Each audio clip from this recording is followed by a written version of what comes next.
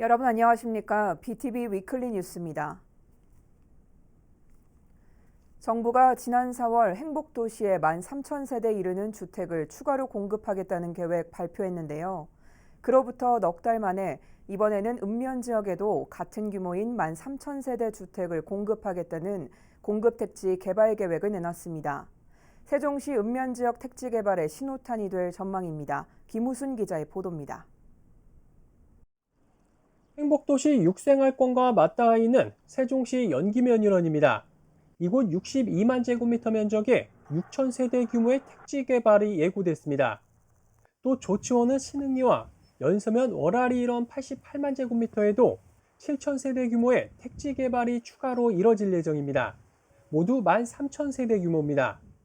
국토교통부가 주도하는 대도시권 주택 공급 확대를 위한 제3차 신규 공공택지 추진 계획에 세종시 읍면 지역 두 곳이 최종 포함됐습니다.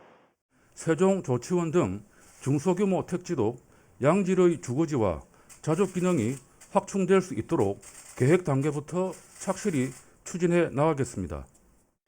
연기면 공공택지의 경우 행복도시 육생활권이 북쪽으로 연장되는 셈인데 국도 1호선 연결도로를 신설하고 연기천과 미호천을 연계하는 공원과 녹지를 조성하게 됩니다. 또 조치원 공공택지는 체육공원 조성계획과 맞물려 인근 아파트 단지 옆 부지를 활용해 개발하는 것이어서 조치원 중심 주거단지가 확장되는 효과가 있을 것으로 보입니다. 근본 공공주택지구 지정이 행복도시와 읍면지역 간 주거환경 격차를 해소하는 마중물이 될 것으로 생각하며 향후 지역 내 주거 분야의 균형 발전이 이루어질 수 있도록 노력하겠습니다. 한편 이번에 발표된 읍면 지역 택지 개발까지 더해 2030년까지 세종시에선 모두 10만여 주택이 공급됩니다.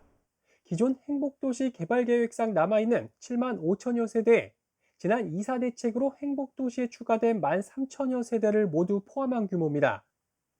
한편에선 국회 세종의사당 설치가 가시화된 만큼 주택 추가 공급이 더 필요하다는 목소리가 나오는 상황에서 이번 정부 발표가 읍면 지역 택지 개발을 촉진하는 신호탄이 될 것이라는 전망이 나오고 있습니다.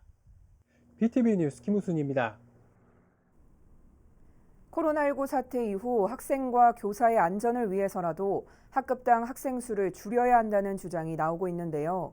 이는 교육의 질을 높이기 위해서라도 꼭 필요한 일입니다.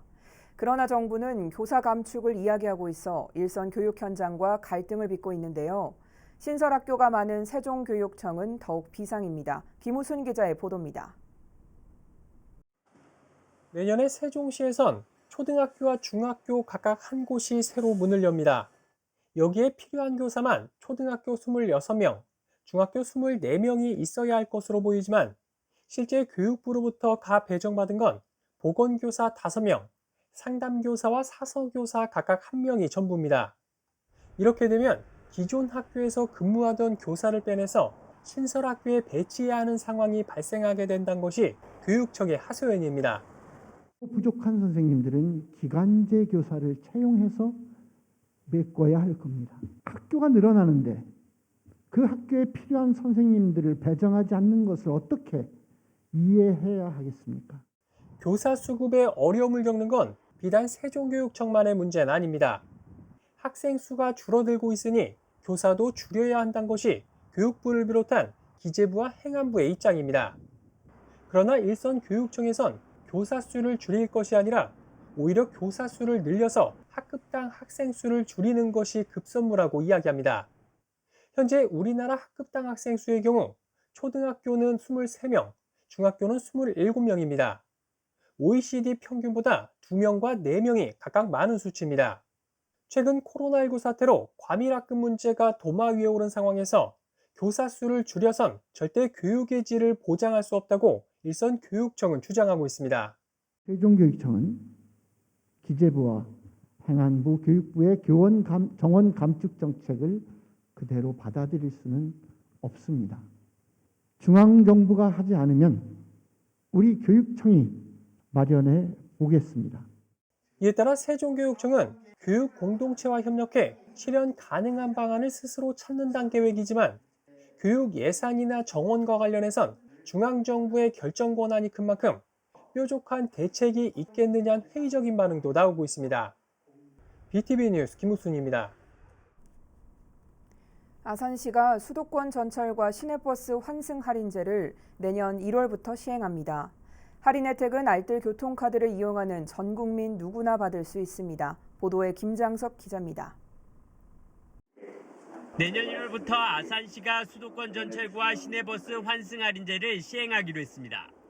전철과 시내버스 간 환승할 경우 3차례까지 전철 기본 요금인 1,250원씩 할인해주는 방식입니다. 할인 대상은 기존 아산 시민과 관내 대학생에서 알뜰 교통카드를 사용하는 전 국민이 수도권 전철과 아산 시내버스 간 환승 할인을 받을 수 있도록 했습니다. 알뜰 교통카드란 정부에서 국민의 교통비 절감과 대중교통 활성화를 위해 운영하고 있는 카드입니다.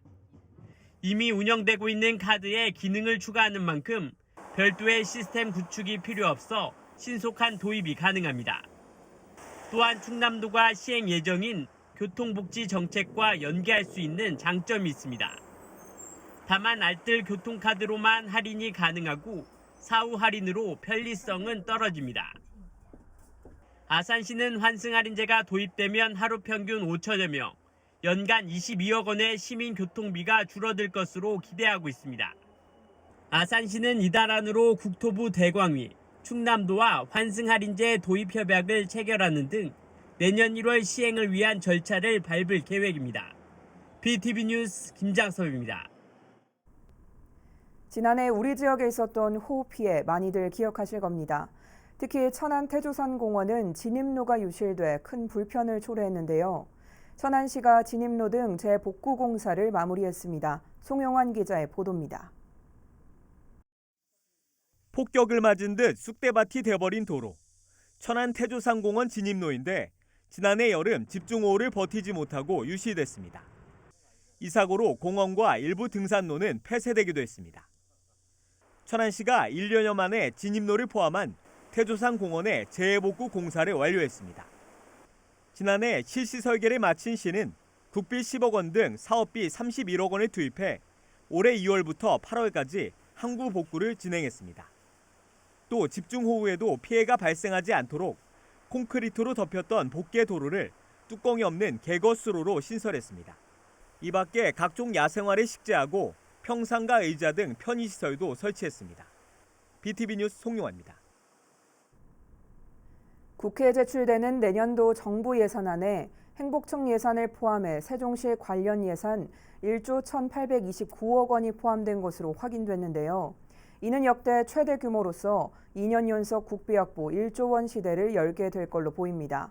주목되는 예산은 무엇이고 또 아쉽게 반영되지 못한 사업은 무엇이 있는지 김우순 기자가 국비 현황 살펴봤습니다. 먼저 수도권과 인근 도시를 연결하는 도로 조성 사업이 내년도 정부 예산에 대거 포함된 점이 눈에 띕니다. 국가 사업으로 추진 중인 세종 안성간고속도로 사업비 3,102억 원을 비롯해 세종 청주간고속도로 설계비 59억 원이 반영돼 내년에도 안정적인 사업 추진이 가능해졌습니다. 또 행복도시와 조치원 연결도로 공사비 257억 원을 확보해 2023년 상반기 준공에 청신호가 켜졌고 부강역과 북대전 IC 연결도로 설계비 20억 원도 새로 반영됐습니다. 지역경제 활성화를 위한 사업도 여러 포함됐습니다. 대표적으로는 복합 일반산업단지 진입도로 설계비 5억 원과 자동차 부품업체의 스마트 특성화 기반 구축 지원 사업비 18억 원이 이번에 신규로 반영됐습니다. 특히 내년에 열리는 대한민국 정원산업박람회 예산 5억 원과 국립세종수목원 지역 상생사업비 20억 원이 반영된 점도 괄목할 만한 성과로 꼽힙니다.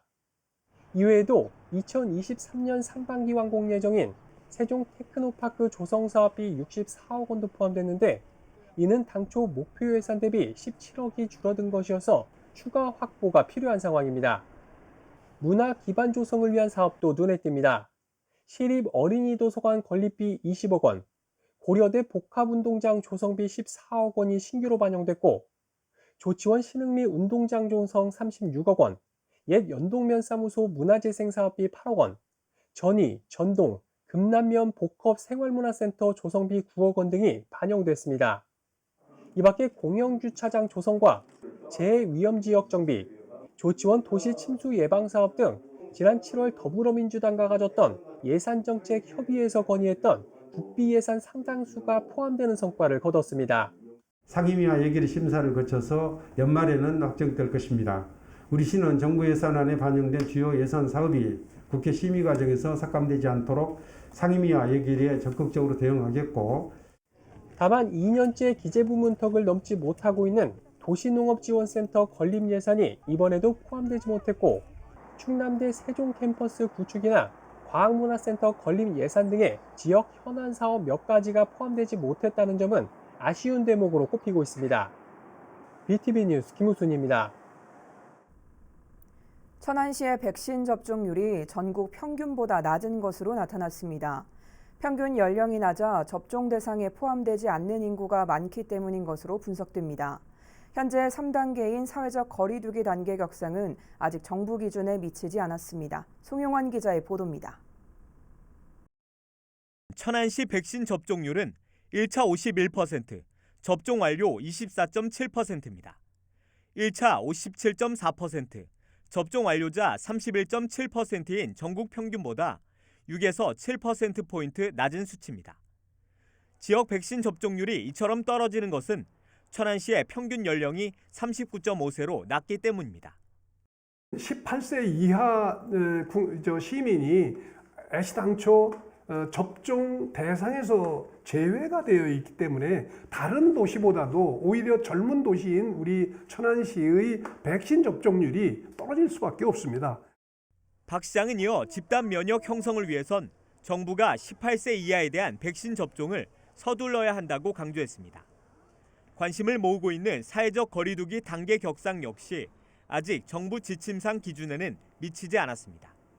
최근 일주일 동안 천안의 일평균 신규 확진자는 20명으로 정부 기준에는 인구 10만 명당 4명 이상 발생해야 합니다. BTV 뉴스 송용환입니다.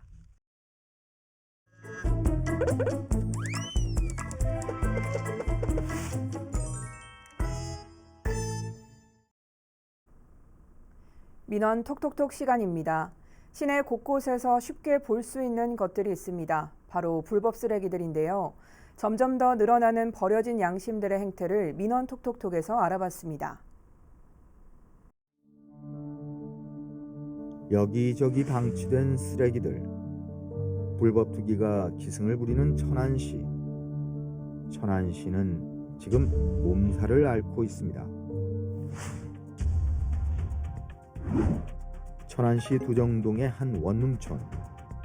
얼마 떨어지지 않은 곳에 쓰레기 배출 장소가 지정돼 있지만 본격적으로 매트까지 깔아놓고 불법 투기가 진행되고 있습니다.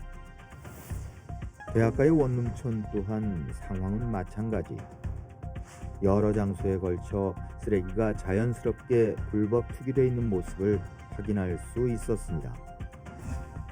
실제로 천안시 쓰레기 불법 투기 단속 건수를 확인해 보면 2019년 232건, 2020년 350건, 2021년 8월 기준 560건으로 꾸준히 증가 추세에 있습니다. 쓰레기 불법 투기가 지속해서 늘어나고 있는 천안시. 과연 그 이유는 무엇일까요? 이유 중 하나는 천안 아산에 밀집된 대학가의 원룸촌입니다. 천안에 존재하는 대학교의 수는 총 11개, 아산은 총 6개로 많은 수의 대학이 몰려있는 것을 확인할 수 있습니다. 이로 인해 많은 수의 원룸촌이 형성되고 실제로 천안시 관계자와의 인터뷰 자료에 따르면 주로 공터나 골목, 원룸촌 지역에서 빈번하게 불법 투기가 발생한다는 대답을 들을 수 있었습니다. 또 다른 이유는 코로나19로 인해 집에서 보내는 시간이 늘어난 것, 이로 인해 일회용 포장 용기 또는 배달 음식의 증가로 발생하는 생활 쓰레기의 양 또한 2019년을 기점으로 141%까지 상승한 것이 그 원인인 것입니다. 큰 폭으로 늘어난 생활 쓰레기와 쓰레기 불법 투기. 시민들은 이 문제에 대해 어떻게 생각하고 있을까요? 더럽다 생각 들죠. 되게 배출을 밤에 새벽에 뭐 그럴 때 하라고는 하는데 잘 안 지켜지는 경우도 많고 길고양이들이 많이 터트려 놓고 막 헤집어 놓은 경우가 많아서 더럽다는 생각이 많이 들죠. 거기 쓰레기를 사람들이 그냥 막 버리거든요. 그런 거, 그러니까 그냥 쓰레기 봉투, 종량제 봉투에 담지 않고 버리는 사람들이 많아서 그런 거 볼 때마다 진짜 지저분하다. 왜 저렇게 버리지? 이런 생각 좀 많이 하고 저는 일단 그런 걸 좀 잘 하려고 그냥 생각을 좀 많이 하고 있는. 절대 안 지켜지겠어요. 뭐 아무거나 그냥 다 갖다 종량제 쓰레기 봉투 놓는 곳하고 이쪽 재활용 넣는 것하고 분리수거가 안 돼요. 여기는 금방 다 업소나 이런 사람들도 제기한 적이 없어. 다 자기들도 뭐 다 그렇게 갖다 버리니까 시민의식이 다 사라졌어요. 근데 중요한 건 시에서 감리 감독이 철저해야 거지. 시에서 시 감리할 사람이 시인데 시에서 감리 감독이 안 되니까 이렇게 불법 투기가 되는 거잖아요. 그죠? CCTV 여기 분명히 하나 있어야 돼. 그리고 잡아야 돼, 사람들. 잡아서 벌금을 물리든지 어떤 방법을 취해야지. 그냥은 저거 뭐 어려워요. 많은 시민이 불편을 겪고 있는 쓰레기 불법 투기 문제. 그렇다면 과연 천안시에서는 이에 대해 어떠한 대처를 하고 있는지 물어봤습니다. 천안시 관계자와의 서면 인터뷰에 따르면 불법 투기 단속을 위해 2021년부터 2인 1조로 구성된 단속반을 2개조로 구성해 즉각적인 단속이 이루어질 수 있도록 운영하고 있다고 밝혔습니다. 또한 불법 투기 단속 CCTV의 성능을 향상시켜 불법 투기가 고질적으로 발생하는 지역 및 예상 지역에 대한 단속을 지속적으로 강화하여 적발시 강력한 행정처분을 시행할 계획이라는 방침입니다. 또한 다른 사람의 눈을 피해 불법 투기를 하는 일부 시민으로 인해 많은 시민들에게 피해를 주고 행정력에 불필요한 낭비를 수반하고 있다며 깨끗한 도시를 만들기 위한 시민들의 적극적인 협조를 부탁한다고 밝혔습니다. 우리 모두가 살고 싶은 쾌적한 도시, 쓰레기 없는 깨끗한 도시를 만들기 위해 지자체의 정확하고 효율적인 행정과 더불어 시민의식의 향상이 필요해 보입니다.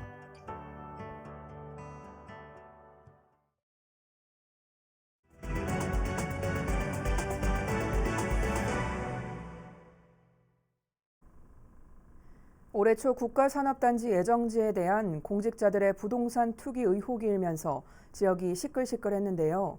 이번에는 야당 국회의원 가족의 투기 의혹으로 세종시가 또다시 세간의 이목을 받고 있습니다. 지역 정치권에서도 비판이 쏟아지고 있는 가운데 해당 국회의원의 입장 발표가 이어졌습니다. 김우순 기자의 보도입니다. 국민의힘 윤희숙 의원의 부친이 지난 2016년 매입한 세종시 전이면의 한 농지입니다. 약 1,800제곱미터를 사면서 농사를 짓겠다고 영농계획서를 써냈지만 농지 매입 한 달 만에 현지 주민과 임대차 계약을 맺었습니다. 이는 국민권익위가 농지법 위반이라고 본 근거가 됐습니다. 이를 두고 세종 지역 정치권에서도 비판의 목소리가 나오고 있습니다.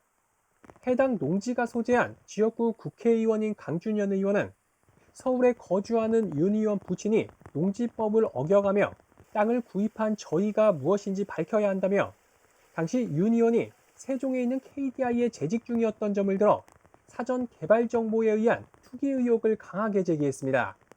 KDI는 더 많은 정보를 가지고 있는데 이 역시 투기꾼이 기생하기 좋은 조건 아닙니까? 내부 정보를 이용한 투기 여부는 조사 결과에 의해 밝혀지겠지만 세종시 국회의원으로서 투기에 대한 의심을 지울 수가 없습니다. 또 정의당 세종시당도 논평을 통해 윤 의원 부친 명의의 농지 매입은 누가 보더라도 시세 차익을 노린 전형적인 부동산 투기 행위로 볼 수 있다며 재산 상속을 받을 수도 있는 것이기 때문에 윤 의원과 전혀 무관하지 않다고 지적했습니다. 그러면서 일말의 양심이 있다면 해당 농지를 매각하고 시세 차익은 사회에 환원하길 바란다고 전했습니다. 논란이 확산되자 윤 의원도 적극 소명에 나섰습니다. 부친의 농지법 위반 의혹과 이것이 투기 의혹으로 비춰질 여지가 있다는 점은 인정한다면서도 KDI에 재직하면서 인근 산업단지 개발 정보를 사전에 알고 투기를 했다는 의혹에 대해선 여당의 터무니없는 주장이라고 선을 그었습니다. KDI에서 재정복지정책부장으로 재직한다고 해서 KDI 내 별도 센터에서 진행하는 예비타당성 조사 정보에 접근하는 것은 그 자체가 불가능합니다. 의도적인 모해가 아니라면 있을 수 없는 일입니다. 또 부친은 문제가 된 농지가 매각되는 대로 그 이익은 전부 사회에 환원하겠다는 뜻을 전했고 윤 의원은 공수처에 자신을 수사 의뢰하겠다고 밝혔습니다. 한편 세종시는 매년 이뤄지는 농지 이용 실태 조사를 진행하면서 문제가 되고 있는 윤 의원 부친 토지에 대해서도 함께 조사를 진행할 예정이라고 밝혔습니다. BTV 뉴스 김우순입니다. 아산 송악면 유곡리부터 역촌리까지 확포장 사업과 은봉에서 천안 성안읍까지 확포장 사업이 정부의 예비 타당성 조사를 최종 통과했습니다.